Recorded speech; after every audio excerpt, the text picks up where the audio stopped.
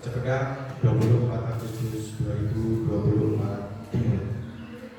Assalamualaikum warahmatullahi wabarakatuh. Waalaikumsalam warahmatullahi wabarakatuh. Yang terhormat Kepala Sekolah SD Negeri 1 Cipedang Bu Ferika Hasani SPDSD, yang kami hormati Bapak Ibu Guru serta karyawan SD Negeri 1 Cipedang. Alhamdulillah, namadu wa nasta'inu wa nastaghfiruh. A'udzubillahi min syururi anfusina wa min sayyiati a'malina. May yahdihillahu fala mudilla lahu wa may yudlil fala hadiya lahu. Asyhadu an la ilaha illallah wa asyhadu anna Muhammadan abduhu wa rasuluh la nabiyya ba'dahu. Susunan acara diseminasi budaya positif oleh CTP Angkatan 11. Yang pertama, pembukaan. Marilah pada siang hari ini kita buka dengan bacaan basmalah bersama.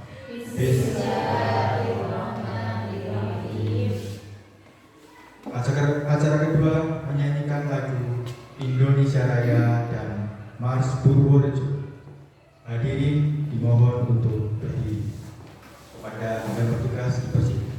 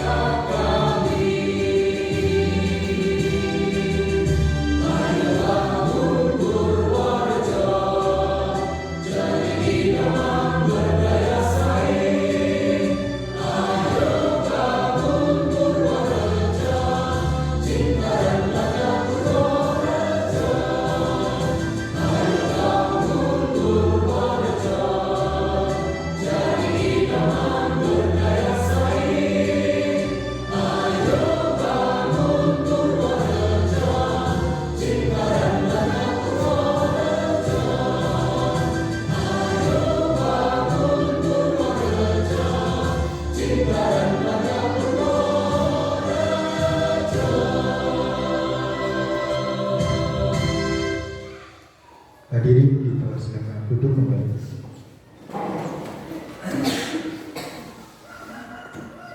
Acara selanjutnya disampaikan oleh Kepala Sekolah SD Negeri 1 Jakarta.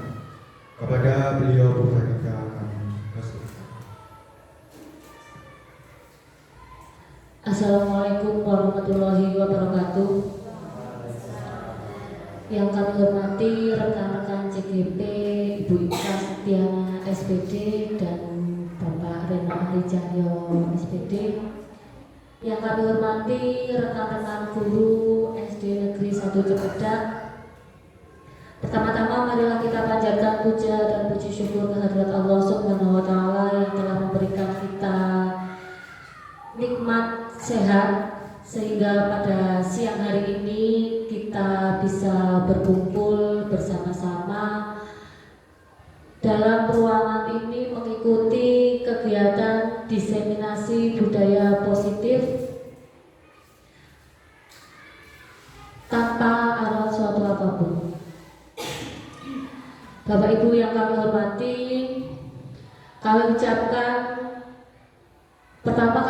selamat kepada rekan kita CGP yaitu Ibu Ika dan Bapak Reno Ari yang hari ini telah berhasil melaksanakan diseminasi budaya positif.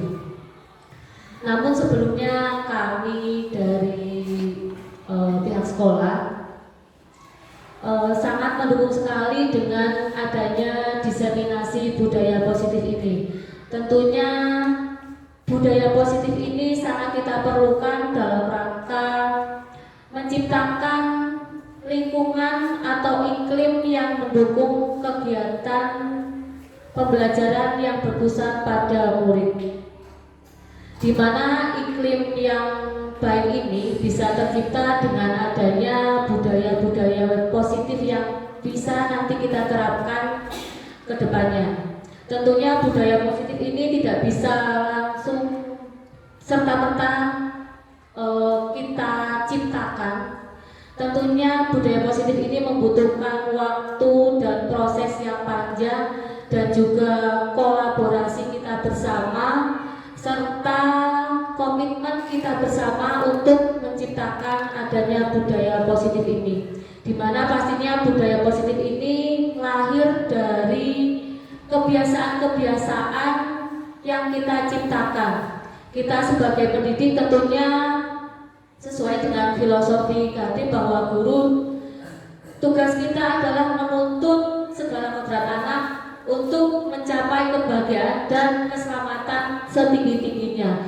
Nah, salah satu cara kita menuntut agar bisa anak mencapai keselamatan setinggi-tingginya yaitu salah satunya dengan penerapan budaya positif di lingkungan sekolah kita. Nah, budaya positif ini seperti tadi yang kami sampaikan bahwa tidak serta-merta bisa lahir budaya positif.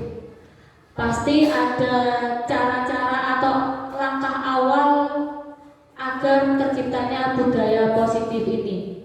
Harapannya nanti setelah adanya diseminasi ini, nanti kita bisa bersama-sama melakukan atau berkomitmen bersama untuk bisa setidaknya memberikan contoh pembiasaan-pembiasaan atau kebiasaan-kebiasaan yang baik kepada murid-murid kita, sehingga nantinya murid-murid kita bisa mempunyai karakter yang baik.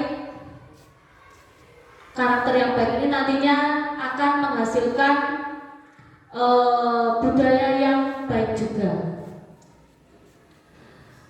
Untuk itu, selain dari komitmen kita bersama juga kami dari pihak sekolah juga harus menciptakan atau meningkatkan layanan serta peningkatan sarana dan prasarana yang mendukung adanya budaya positif ini. Untuk itu nanti lebih lanjut, lebih detailnya akan dijelaskan oleh CGP kita berdua ini. seperti yang tadi saya sampaikan, harapannya ini tidak hanya sebagai, setelah ini selesai sudah hanya sebagai salah satu prasyarat tugas CGP, tapi nantinya setelah CGP ini selesai, nanti CGP ini bisa menularkan atau bisa mengimplementasikan apa yang sudah didapatkan selama pembelajaran selama 6 bulan ini, agar nantinya sekolah kita bisa menjadikan sekolah yang positif, yang yang memfasilitasi peserta didik agar menjadi pribadi yang baik tentunya dan berkarakter. Kiranya hanya itu yang bisa kami sampaikan, kurang lebihnya mohon maaf. Wabillahi taufiq wal hidayah. Wassalamualaikum warahmatullahi wabarakatuh.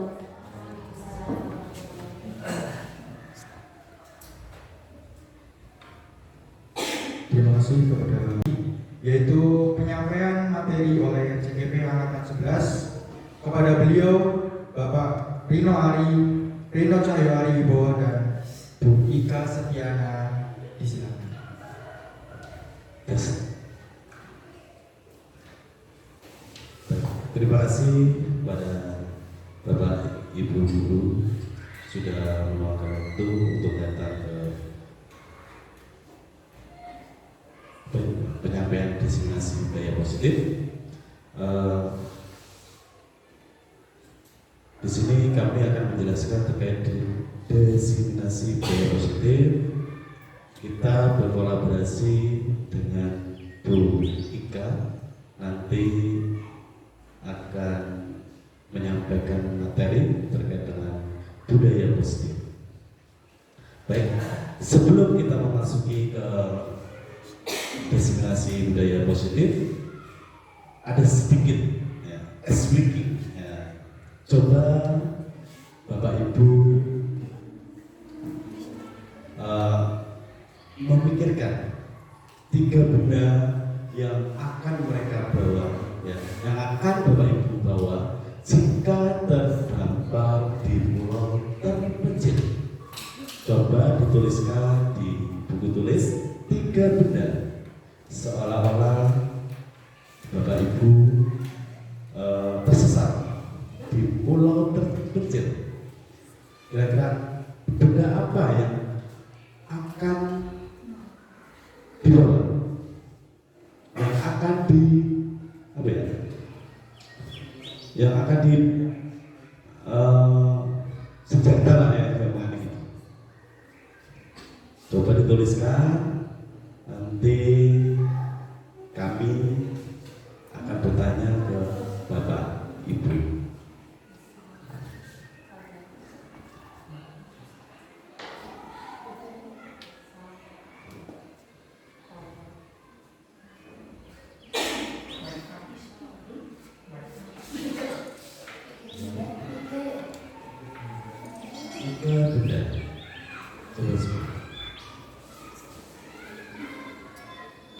Tiga benda jika Bapak Ibu berada di pulau terpencil yang sangat-sangat dibutuhkan.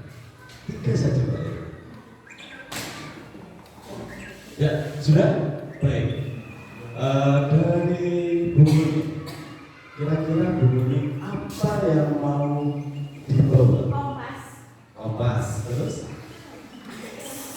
Apa lagi? Air minum.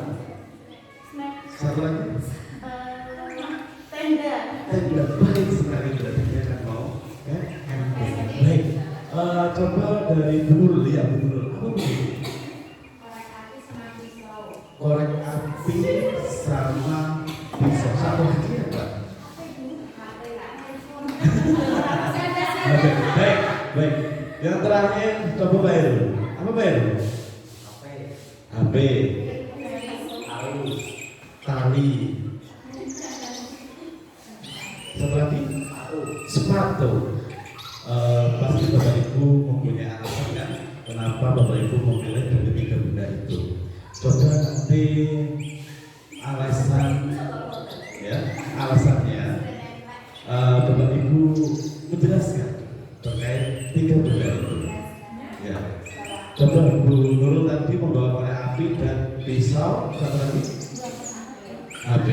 Kenapa alasannya Bu Nurul?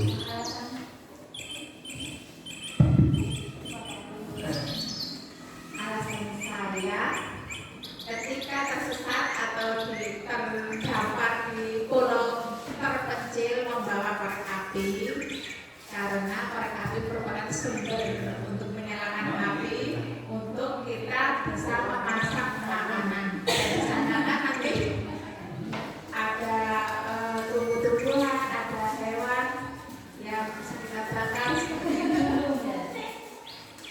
Kemudian selain itu dengan korek api kita bisa membuat api unggun yang berfungsi untuk menghangatkan badan. Seperti itu kira-kira. Oke, terima kasih. Berikan aplaus kepada Ibu Nurul. Ya. Baik, mungkin SBG-nya sudah cukup karena waktu sudah menunjukkan siap.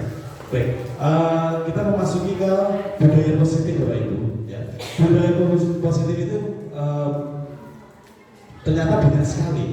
Ya. Di antaranya ada perubahan paradigma belajar, disiplin positif dan nilai kebajikan universal, motivasi perilaku manusia, keyakinan kelas, kebutuhan dasar manusia, posisi kontrol guru, yang terakhir ada segitiga restitusi. Baik Bapak Ibu, slide berikutnya terkait dengan budaya positif. Budaya positif adalah nilai-nilai, keyakinan-keyakinan, dan kebiasaan-kebiasaan di sekolah yang berpihak pada murid. Hal itu dilakukan agar murid dapat berkembang menjadi pribadi yang kritis, penuh hormat, dan bertanggung jawab. Budaya positif. Contohnya Bapak Ibu, contoh budaya positif untuk diterapkan di kelas atau di sekolah. Titik 1, guru dan siswa saling menyapa dan mengucapkan salam ketika bertemu di dalam kelas maupun di sekolah. Titik 2, guru dan siswa memulai pembelajaran dengan salam dan doa.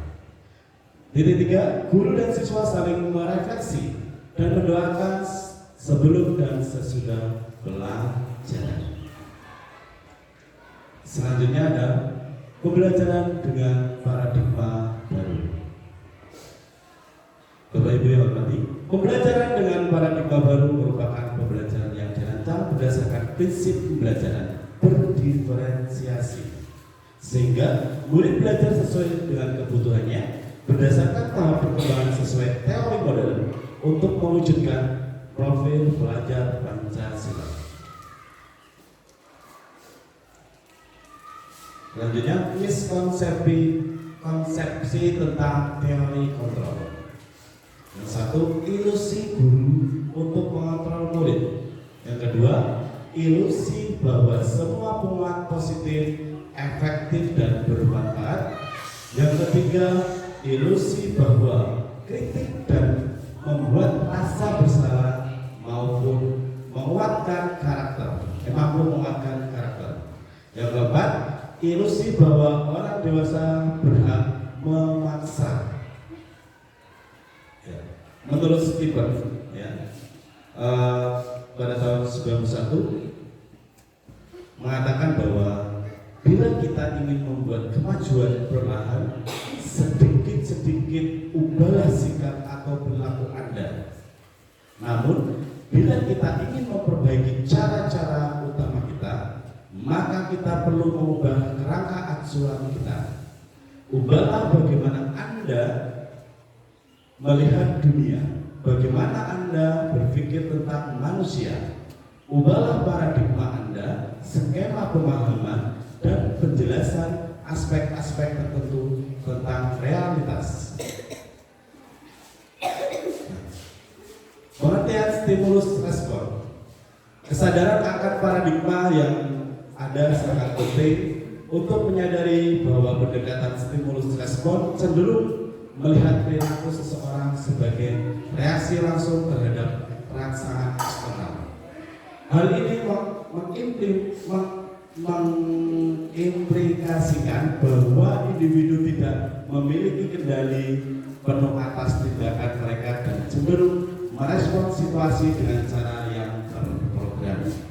Sedangkan pengertian teori kontrol, pendekatan teori kontrol merupakan langkah awal yang penting karena paradigma stimulus respon memberikan pemahaman yang berdampak pada saat itu saja dalam jangka panjang.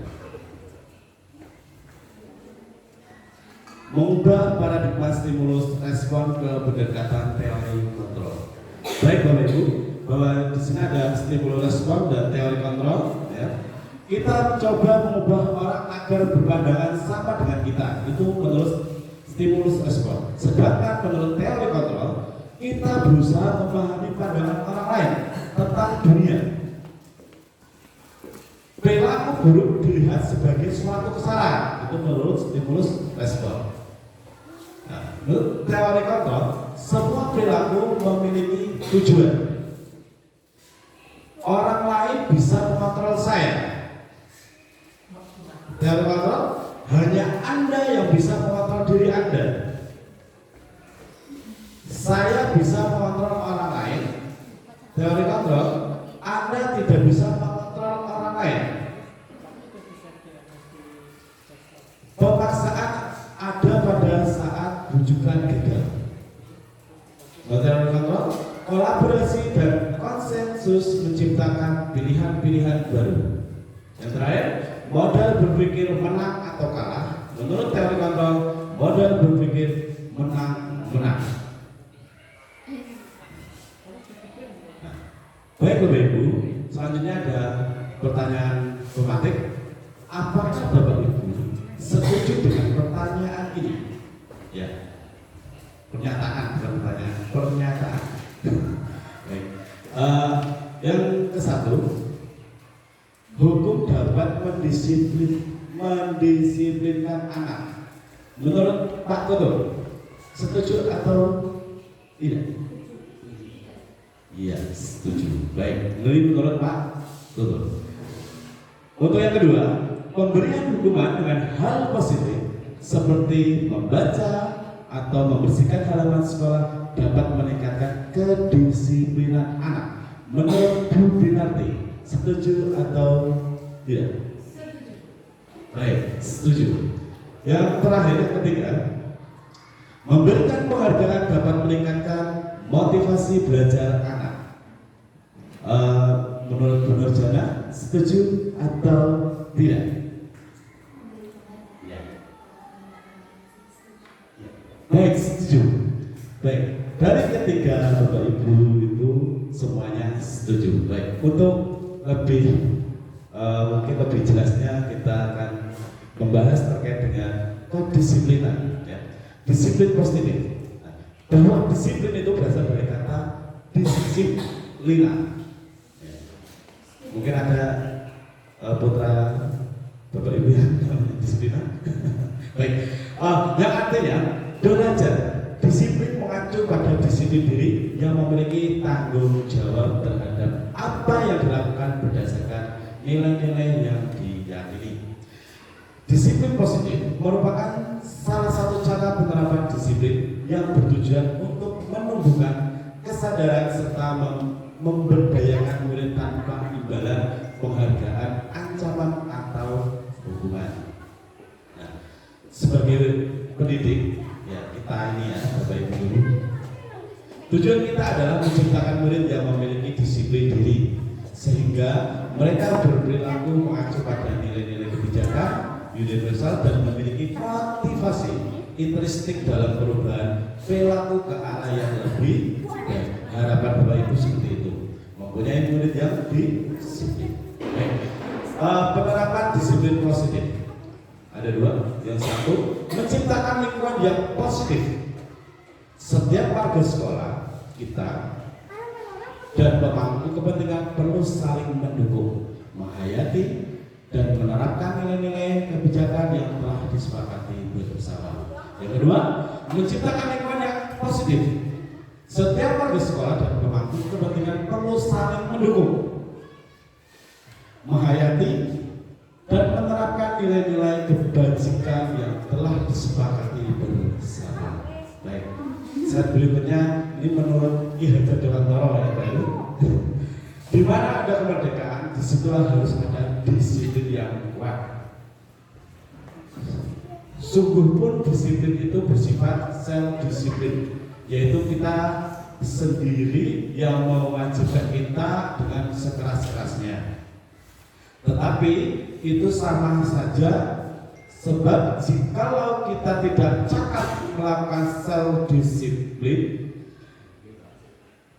wajiblah penguasa lain mendisiplinkan diri kita, dan peraturan demikian itulah harus ada di dalam suasana yang merdeka. Selanjutnya nilai-nilai kebajikan universal. Menurut Stephen lagi pada tahun 91, nilai-nilai kebajikan adalah sifat-sifat positif manusia yang merupakan tujuan mulia yang ingin dicapai setiap individu. Nilai-nilai tersebut bersifat universal dan lintas bahasa, suku, bangsa, agama maupun latar belakang. Nah, sedangkan menurut Dr. William, setiap perilaku atau perbuatan memiliki suatu tujuan, dan mengatakan nilai-nilai kebajikan yang diyakini seorang, maka motivasi intrinstiknya akan terhubung sehingga menggerakkan motivasi dari dalam untuk dapat mencapai tujuan mulia yang diinginkan. Itu menurut Dian Gosen tahun 98. Nilai-nilai kebajikan yang ingin dicapai oleh setiap anak Indonesia kita kenal dengan profil belajar Pancasila yang berisikan beriman, bertakwa pada Tuhan Yang Maha Esa, dan berakhlak mulia, berkebinekaan global, bergotong royong, mandiri, kreatif, bernalar kritis. Selanjutnya, baik, untuk slide selanjutnya akan dijelaskan sama Bu Ika Setiana. Monggo Bu Ika. Ya, ternyata kita sebagai manusia itu memiliki kebutuhan dasar. Kebutuhan dasar apakah itu? Kebutuhan dasar manusia. Kebutuhan dasar manusia adalah segala sesuatu yang kita lakukan untuk mendapatkan apa yang kita inginkan. Seluruh tindakan yang kita lakukan memiliki tujuan tertentu, dan semua usaha terbaik yang kita lakukan adalah dalam rangka agar kebutuhan dasar kita terpenuhi dengan baik. Itu pengertian kebutuhan dasar manusia. Kebutuhan dasar manusia itu ada 5, Bapak Ibu. Kira-kira dari 5 ini nanti saya bacakan ya. Yang pertama itu survive atau bertahan hidup. Bertahan hidup contohnya ada makanan, ada pakaian, tempat tinggal, keamanan, dan juga kesehatan. Kemudian yang kedua ada love and belonging, yaitu kasih sayang dan rasa diterima. Ternyata kita juga butuh kasih sayang dan rasa diterima. Contohnya seperti dipedulikan, berbagi, kerjasama, dan menjadi bagian dalam kelompok. Kebutuhan yang ketiga ada power atau penguasaan. Contohnya seperti harga diri, keinginan untuk dianggap, memimpin, berprestasi, diakui, dan didengar. Yang keempat ada freedom. Freedom di sini bukan makanan ya Bapak Ibu. Freedom di sini bukan bakso. Nah, freedom di sini adalah sebuah kebebasan. Contohnya seperti mandiri, memiliki pilihan, mencoba hal baru, dan mampu mengendalikan arah dirinya. Kebutuhan yang terakhir adalah fun atau kesenangan. Ternyata kita juga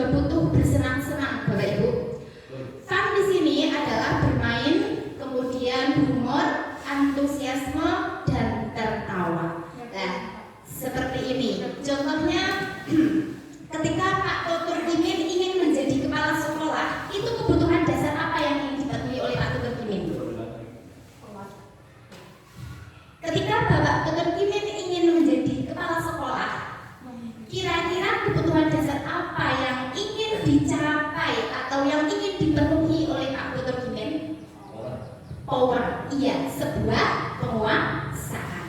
Lah, ketika Bu Ana ingin healing, ingin bermain, kebutuhan dasar apa yang ingin dipenuhi oleh Bu Ana?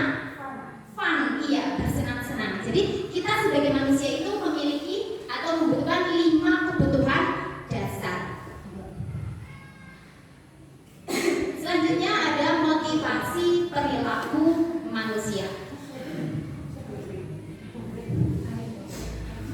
Motivasi perilaku manusia. Teori motivasi perilaku manusia. Biasanya perilaku manusia itu ada motivasinya. Yang pertama itu untuk menghindari ketidaknyamanan atau hukuman. Biasanya ini berpikir tentang apa yang akan terjadi apabila saya tidak melakukannya. Kemudian motivasi perilaku manusia yang kedua adalah untuk mendapatkan imbalan. Biasanya di benak hati Bapak Ibu itu apa yang akan saya dapatkan apabila saya melakukannya. Nah, 1 dan 2 ini termasuk motivasi eksternal. Kemudian yang ketiga, untuk menghargai diri sendiri. Untuk menghargai diri sendiri di sini, biasanya kita berpikiran bahwa saya akan menjadi orang yang seperti apa bila saya melakukannya. Nah, ini adalah contoh motivasi internal. Ini adalah tujuan dari disiplin positif. Ya. Kemudian lanjut, teori motivasi perilaku manusia. Ada perbedaan motivasi perilaku manusia. Yang pertama, motivasi eksternal, yaitu untuk menghindari ketidaknyamanan atau hukuman, untuk mendapatkan imbalan atau pujian dari orang lain. Contohnya, saya sendiri misalnya pengen berangkat sekolah pagi atau waktu. Kalau motivasinya eksternal, pasti saya berpikiran, makan basi main oleh pujian serahkan cane. Tetapi motivasi internal itu untuk menjadi orang yang mereka inginkan dan menghargai diri sendiri dengan nilai-nilai yang mereka percaya. Seharusnya itu menghindari pemberian hukuman atau hadiah berlebihan untuk meminimalisir motivasi eksternal dari dalam diri murid. Nah, Bapak Ibu, mari kita lihat diri kita sendiri. Apa motivasi Bapak Ibu melakukan sesuatu? Menghindari hukumankah? Mendapatkan pujiankah? Atau menghargai diri sendiri? Monggo Pak Heru, selama ini motivasi Pak Heru untuk melakukan sesuatu itu untuk apa sih Pak? Menghargai diri sendiri. Terima kasih Pak Heru. Kemudian Bu Nurjana, selama ini melakukan motivasi melakukan sesuatu, motivasinya itu apa sih? Oh iya. Ternyata benar ingin membuat diri sendirinya berharga, ya, seperti menghargai diri sendiri. Semoga kita tidak ada yang memiliki motivasi menghindari hukuman atau mendapatkan pujian, ya Bapak Ibu. Selanjutnya, ini ada perbedaan hukuman, restitusi, dan konsekuensi. Jika hukuman isinya ada tidak terencana, hukuman itu tidak direncanakan, murid tidak tahu apa yang akan terjadi dan tidak dilibatkan, bersifat satu arah, dan berupa hukuman fisik atau psikis. Contohnya ini, anak didik kita misalkan datang ke sekolah, kita hanya memberi langsung hukuman, berdiri di depan tiang bendera tanpa mau memberikan dia alasan kenapa sih dia terlambat datang ke sekolah, seperti itu. Kemudian yang kedua ada konsekuensi. Konsekuensi itu adalah terencana atau disepakati sesuai peraturan. Kemudian murid tetap dibuat tidak nyaman dan sikap guru selalu memonitor murid. Sedangkan restitusi itu proses menciptakan kondisi bagi murid untuk memperbaiki kesalahan, ya, bukan mengejar. Kemudian proses kolaboratif yang mengajarkan murid untuk mencari solusi sendiri, bukan kita ujung-ujung menjadi guru, tiba-tiba dia melakukan kesalahan, jeng, dihukum. Tidak. Jadi kita harus melakukan restitusi. Nah, Bapak Ibu, hukuman atau konsekuensi, ya. Nomor 1, jika tindakan guru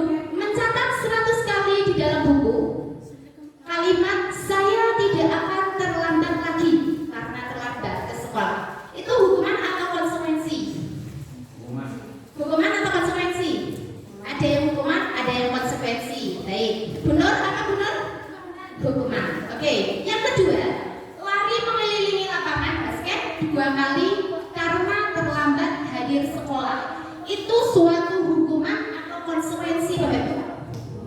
Hukuman.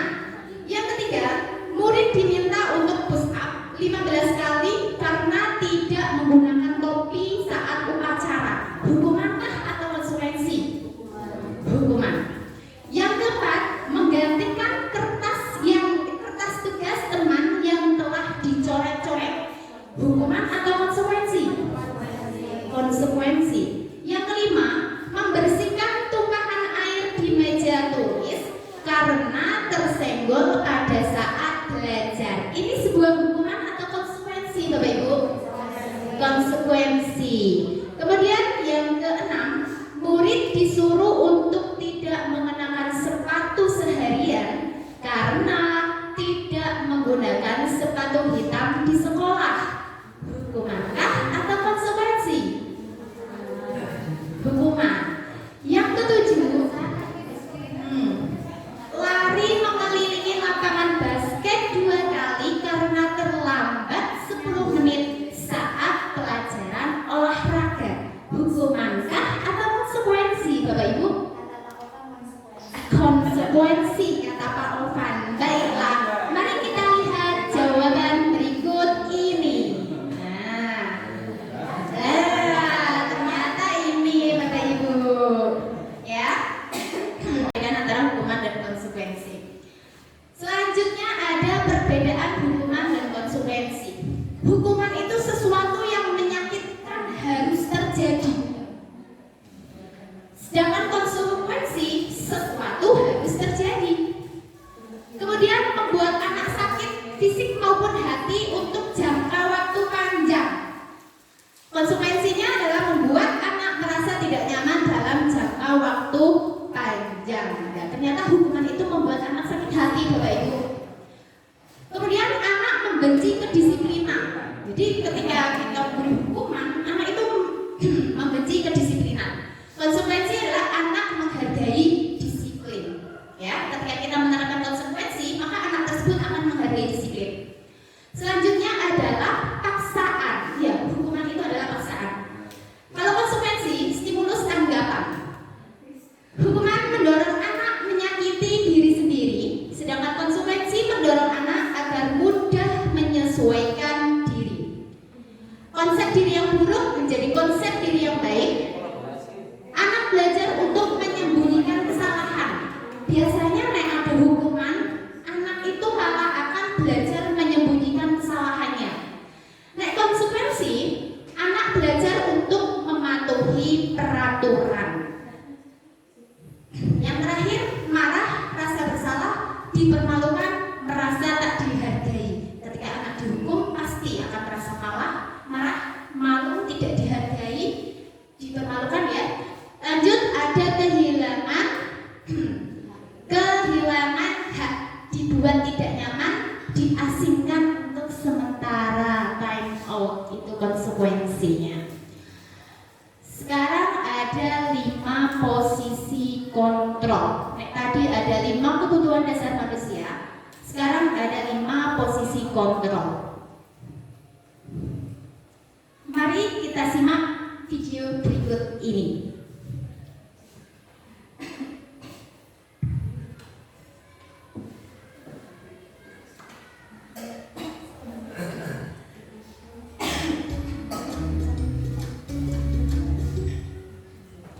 Salam bahagia Ibu dan Bapak Guru hebat.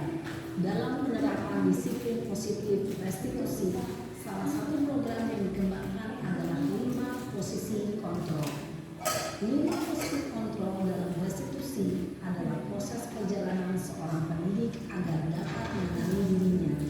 Pada video kali ini, kita akan membahas tentang 5 posisi kontrol yang dikembangkan oleh Diane Lawson dan contoh penerapannya.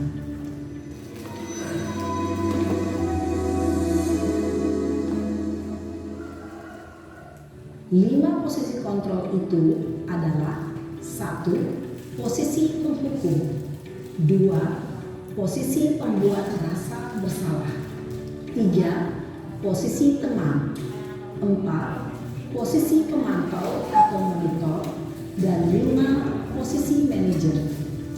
Untuk lebih memahami kelima posisi tersebut, mari kita saksikan kasus Naren yang terlambat hadir pulang di sekolah dan melihat bagaimana kelima posisi kontrol dalam menghadapi masalah tersebut.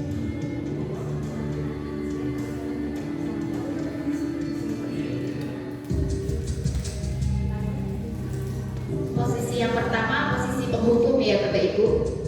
Kita lihat. Naren, sini kamu. Selamat pagi Bu. Selalu terlambat.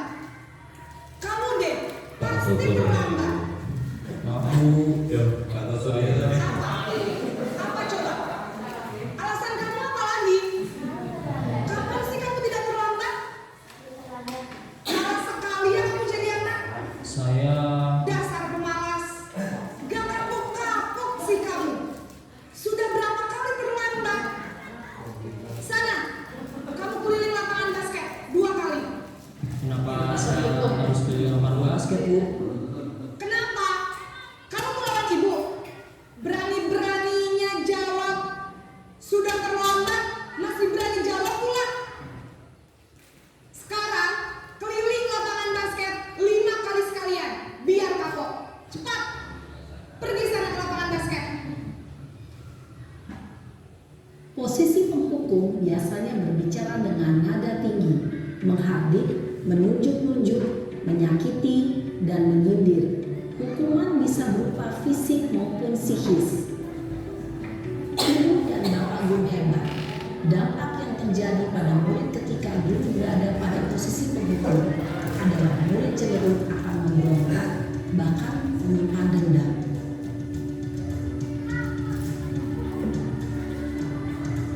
Posisi yang kedua, membuat merasa bersalah ya Bapak Ibu.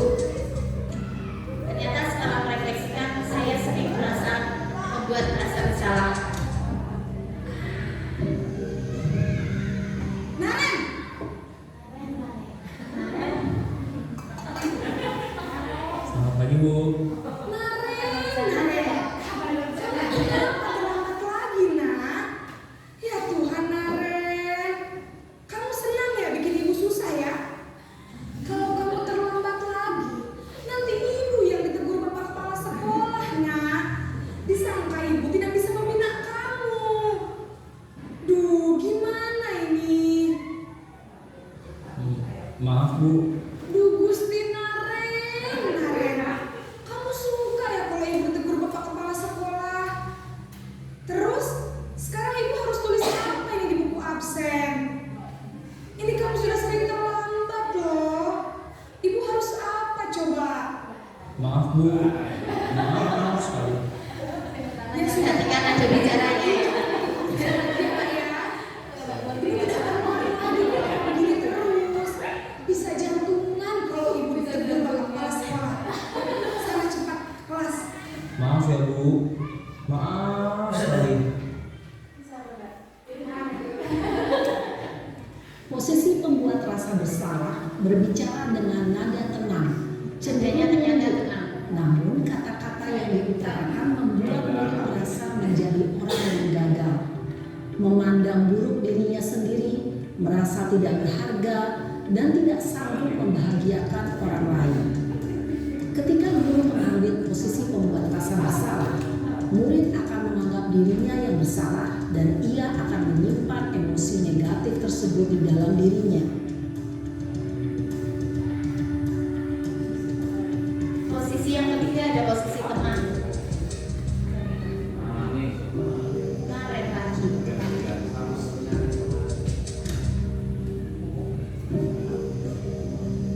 Naren, Selamat pagi Bu. wah, sudah jam berapa ini, nak? Terlambat lagi ya, sayang. Saya Bu.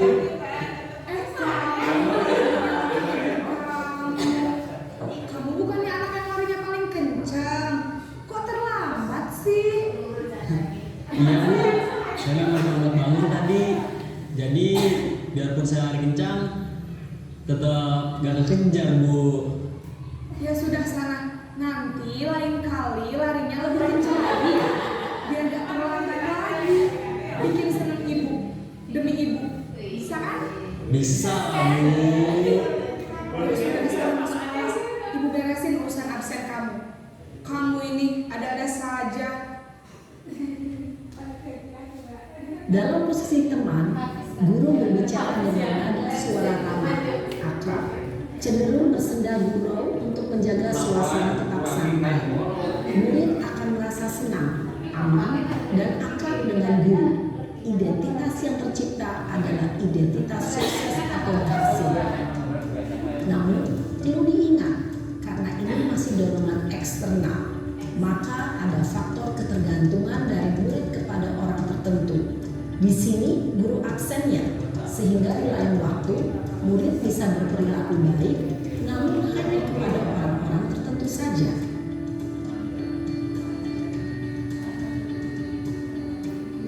Selanjutnya ada posisi pemantau atau monitor. Masih Naren lagi.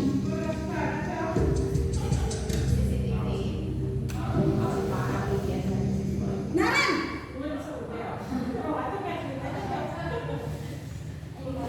Selamat pagi Bu.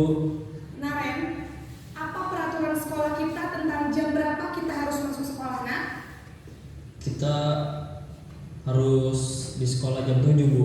Iya betul, sekarang sudah jam 7.20. Naren sudah tahu konsekuensinya jika terlambat hadir. Paham Bu.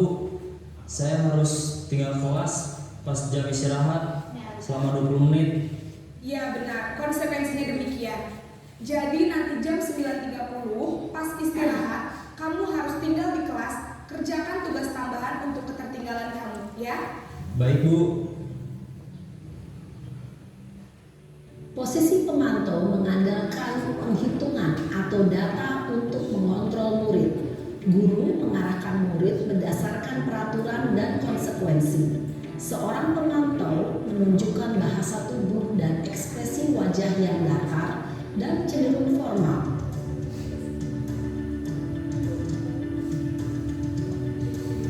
Yang terakhir ada posisi manajer Bapak Ibu.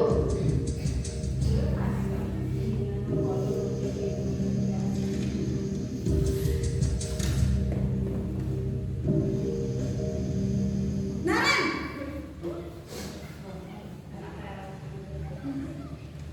Selamat pagi Bu. selamat pagi Naren. Maaf Bu, saya terlambat. Iya, sekolah masuknya jam 7, sekarang sudah jam 7.20. Jadi sekarang bagaimana ini Naren? Maaf Bu, saya lupa setel alarm saya semalam. Baiklah, menurut kamu, keyakinan sekolah yang mana yang perlu kamu tingkatkan? Menghargai diri sendiri dan orang lain mungkin ya Bu. Setuju. Jadi, apakah Naren meyakini prinsip saling menghormati tersebut? Iya Bu, saya meyakininya. Apakah Naren bersedia memperbaiki masalah keterlambatan ini? Bersedia Bu. Bagaimana kamu akan perbaiki masalah keterlambatan ini? Saya akan coba untuk tidak lupa menyetel alarm saya Bu. Baik, kalau Naren lupa menyetel alarm di rumah, ada orang yang kira-kira bisa bantu mengingatkan tidak? Ada Bu, kakak saya, Kak Emma. Ada lagi selain Kak Emma? Selain Kak Emma, ada ibu saya. Baik, jadi yang mengingatkan Naren adalah Kak Emma dan ibu kamu ya? Kira-kira akan mulai setel alarm kapan nih Naren? Setelah pulang sekolah, akan segera saya lakukan. Baik, jadi Naren akan setel alarm untuk bangun besok pagi dan akan diingatkan oleh kakak dan ibunda Naren ya. Ada lagi yang mungkin perlu dilakukan Naren agar tidak terlambat bangun lagi? Tidak ada Bu.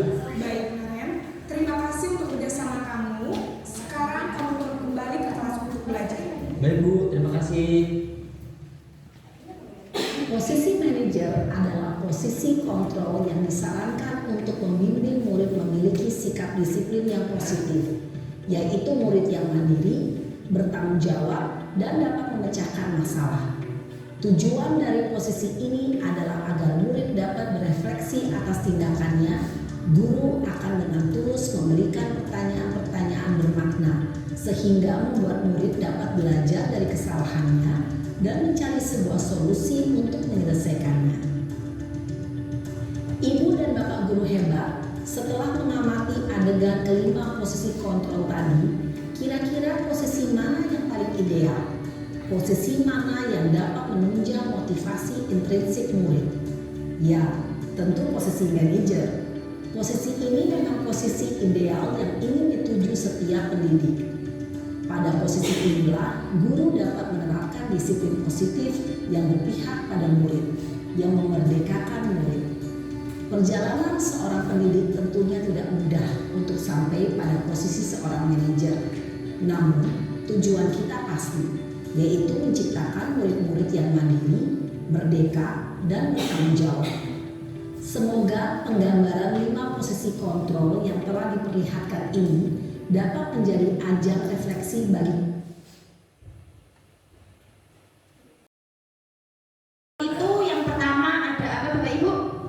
Penghukum. Kemudian yang kedua, membuat orang merasa bersalah. Yang ketiga, teman. Yang keempat, pemantau. Yang terakhir adalah manajer. Nah, sekarang mari kita refleksikan. Di manakah posisi kita sekarang ketika di rumah? Nek di rumah kira-kira posisi apa yang ada pada diri kita? Mbak Nur, posisi apa nek di rumah? Bisa berubah-ubah. Ada penghukum, pembuat merasa bersalah. Apakah demikian Bapak Heru?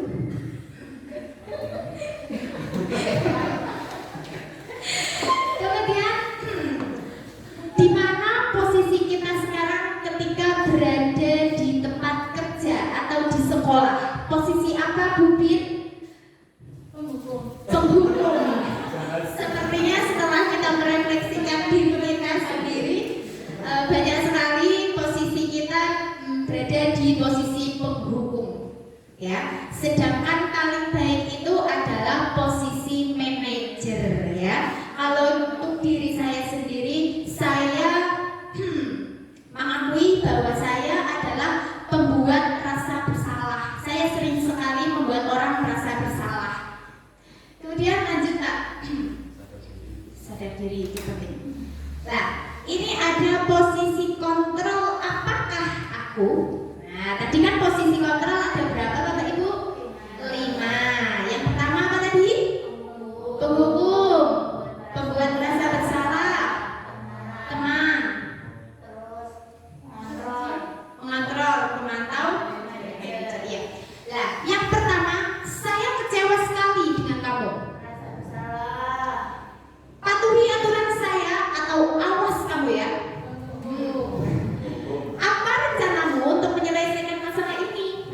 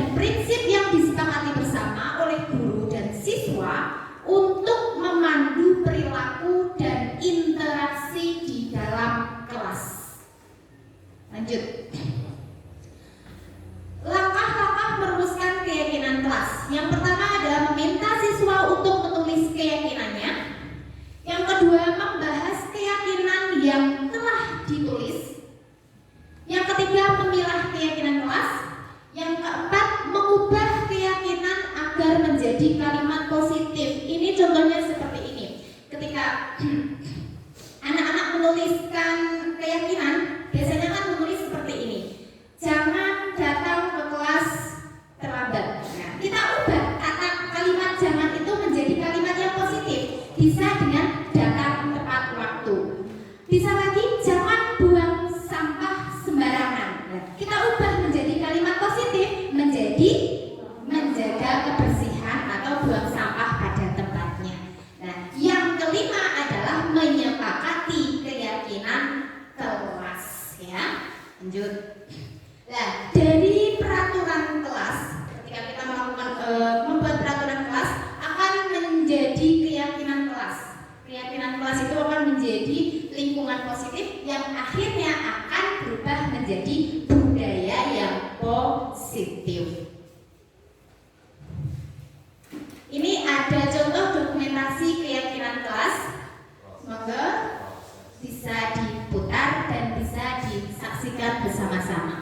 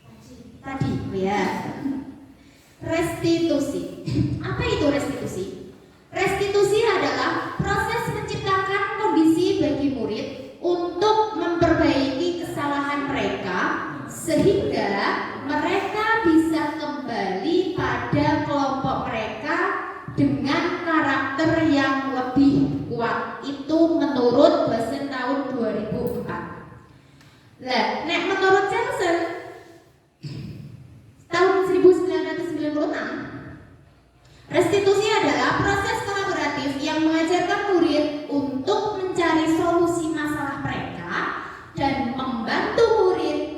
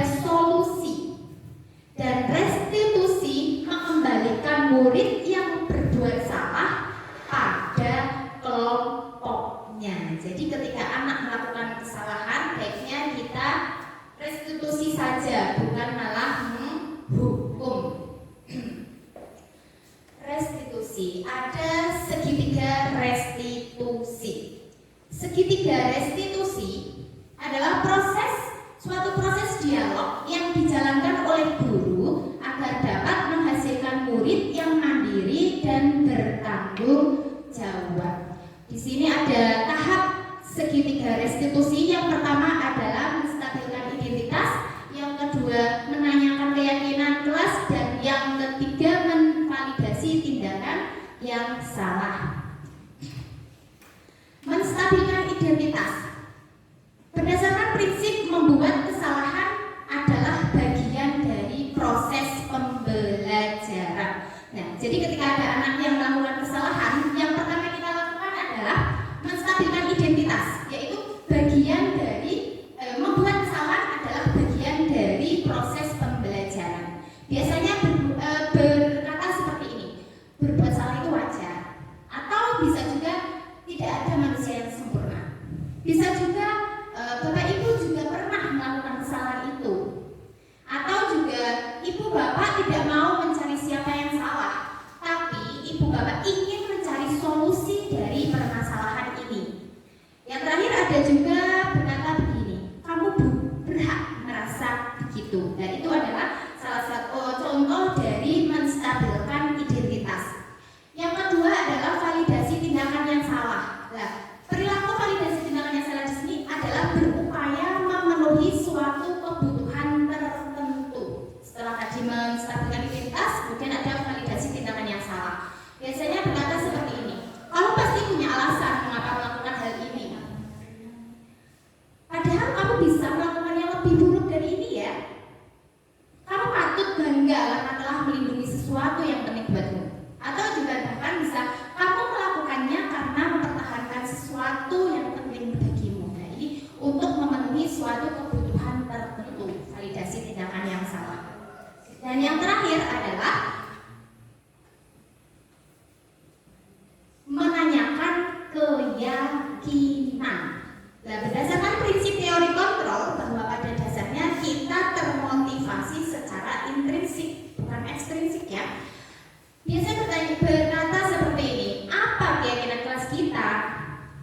Nilai-nilai apa yang telah disepakati bersama? Seperti apa gambaran sebuah kelas yang ideal menurut kamu? Dan kamu ingin menjadi orang yang seperti apa? Nah, itu menanyakan keyakinan.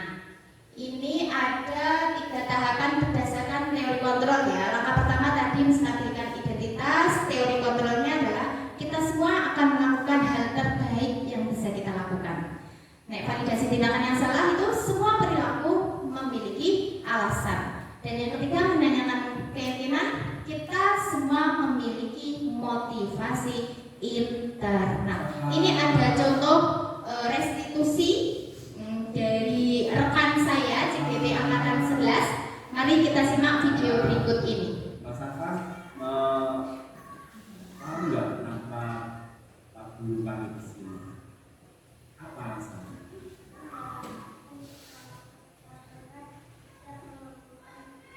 Oh, kemarin Mas Afan tidak menentukan tugas namanya mengumpulkan. Mas Bapak pasti tahu alasannya. Pasti tidak mengumpulkan tugas namanya mengumpulkan tugas.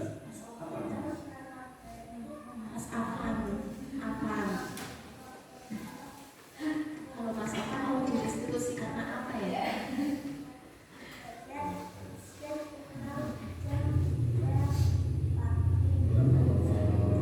Berarti Mas Afan pulangnya malam sekali ya, dari pagi jam 2 pagi. Sehingga Mas Afan melakukan kesalahan juga mengganggu.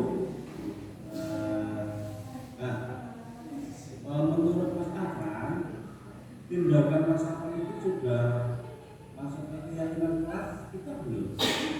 Belum. Apa keyakinan kelas kita? Ini masuk ke validasi tindakan yang salah ya. Nah, di situ di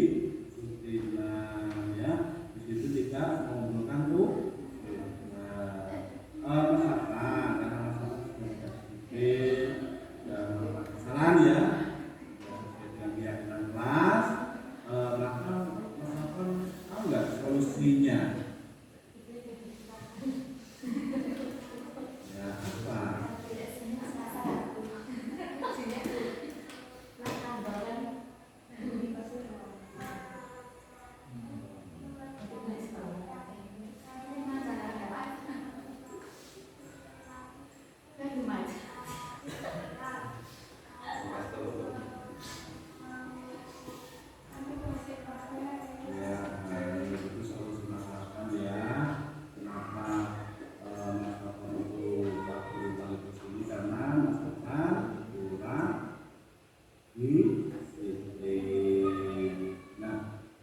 guru akan memberikan apresiasi pada masyarakat terkait yang pertama itu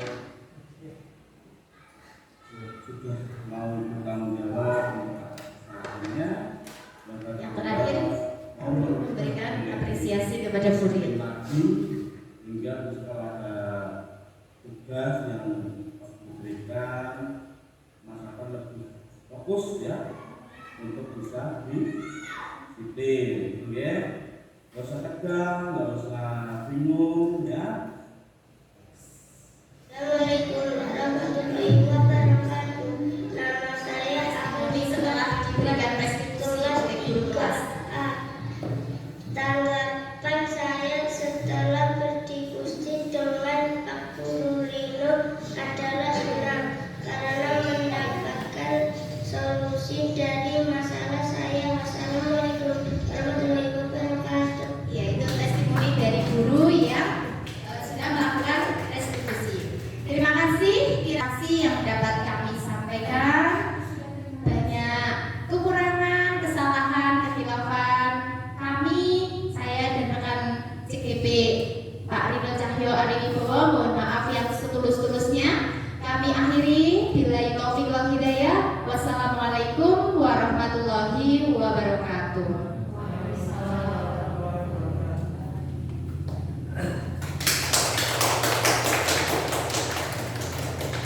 Terima kasih kepada Bapak Rino Cahyo Ariwibowo dan Bu Ika Setiana telah menyampaikan materi yang sangat bermanfaat.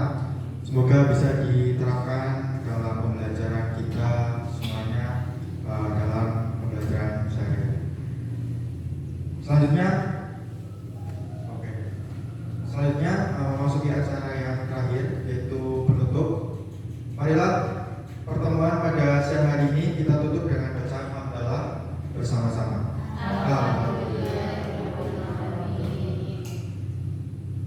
Sekian dari saya.